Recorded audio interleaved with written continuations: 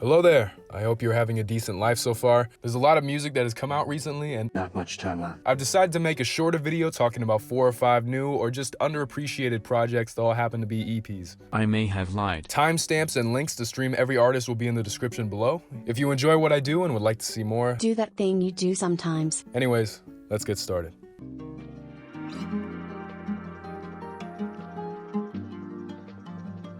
This is the debut project of Bedroom Garage, artist, producer, and internet sensation PinkPanthress.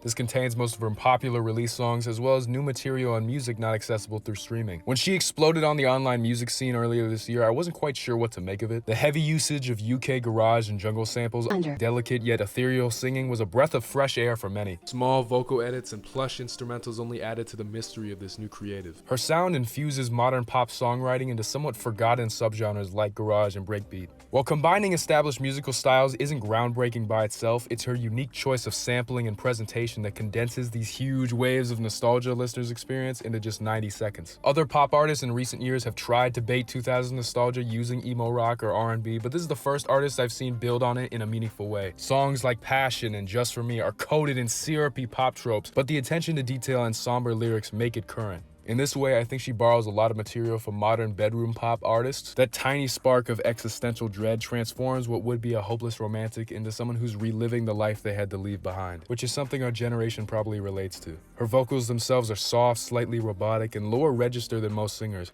although this actually makes her voice more cohesive with the beats she chooses. Without talking about songs you already know, I Must Apologize is a simple but dreamy dance tune. It feels like I'm running through H&M. The synths on the second half of Reason remind me a lot of Imogen Heap. Last Valentine's feels like a really well-made retro mashup with his Linkin Park sample, and the instrumentals for All My Friends and 19 are beautiful. The pulse of emotion from these songs completely reflect the depressing lyrics. Nostalgia is a pool this record drowns you in, but I can't get enough of it. One of the best starting points I've seen for an artist in a long time. Extremely excited for where she goes next.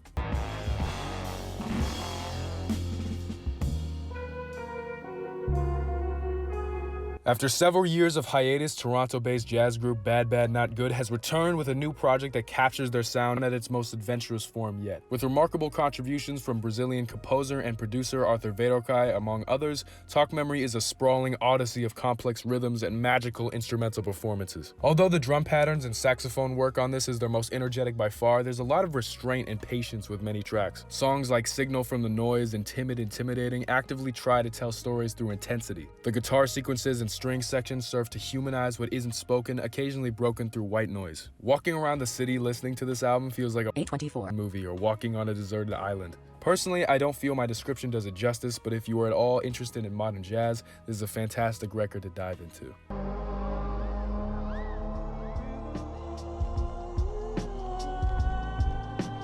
I have talked about Alchemist way too much on this channel, but it's not my fault he's released so many collab projects this year. This EP in particular is a sequel to the feature-heavy EP he dropped earlier this year, boasting appearances from underground abstract artists like Mike, Salupers, and Mavi, as well as cemented rap icons such as Danny Brown's Bruiser Brigade and Vince Staples. I don't think Alchemist has notably altered his sampling style in the short time between projects, but you could see this as a DLC for the sound that made projects like Haram or Bo Jackson so eclectic. Heavy reverb, looped funk bass samples, reverse melodies, and psychedelic atmosphere is all over this. Most vocal performances are decent, they keep the low-key energy of the beats while still providing their own style. But if I had to recommend one song off this project, Miracle Baby with Mavi blew me away. The haunting choir samples and background drum feels like 1920s Batman driving through the streets of Gotham. At the same time, Mavi's unrelenting delivery and supercharged lyrics completely won me over. I'm officially a fan. If you enjoy abstract or low-key hip-hop, this project is a decent appetizer before Alchemist reveals his next creation.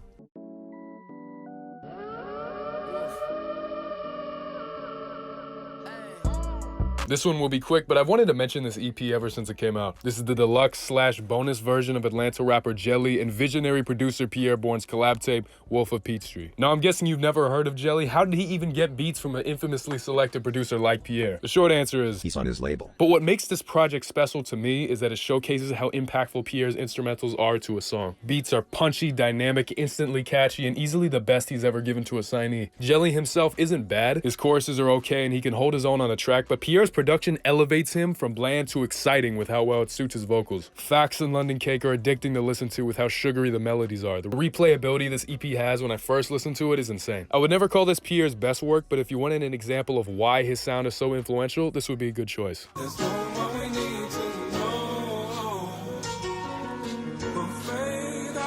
The most important artists of my life have work that supersedes normal description. By that I mean their songs seem simple on the surface, yet the passion, the transparency, and respect for the art form is immediately felt as human. UK singer-songwriter and producer Sampha is someone whose music occupies a fragile space I've never heard anyone else explore in the same way. His blend of electronic and R&B combined with his skill as a pianist create these minimalist yet heavenly landscapes. Today I wanted to talk about his 2013 EP Dual, a short project that I feel doesn't get enough love compared to his debut album Process. Around this time his public profile was rising because of recent collaborations with Beyonce, Drake, and Subtract, but this project was the first time people experienced the enigmatic singer. His voice in particular is unique in the underlying pain it communicates. Sampha is certainly capable of creating hopeful and magical pieces, but the sensitive timbre of his delivery and surprisingly large vocal range give the impression that he's lived thousands of lives. Paired with his masterful handling of production, the subdued passion in these songs craft a fascinating sound he would use as a blueprint for sequential projects. There's a huge emphasis on catharsis and longing in Dual, despite containing only 4 songs and 2 interludes. Personal demons, fleeting connection, and overcoming tragedy are concepts given enough time to breathe, even if I wish they were expanded more. The most interesting highlight has to be Without, which has one of my favorite openings to a song. It starts out as this strange alien transmission opening up around you until the intricate drum patterns and one-note guitars make everything come alive. By the time Sampha's vocals come around, the piece is already this stylistic contrast between futuristic synths and heartfelt instrumentation. The pure texture in these songs is incredible. As each new detail is added to reach a climax, there's never a point where it feels cluttered,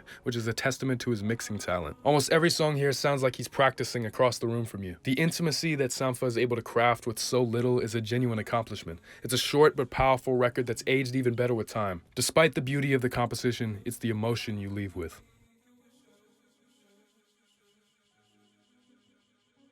Thank you for watching. I hope you might have found a project you're interested in. If you enjoy this slightly different format or would want to recommend any artists, let me know in the comments. I'll be back sooner rather than later because there is a new project that I'm very excited to talk about. But until then, have a good one. Bye.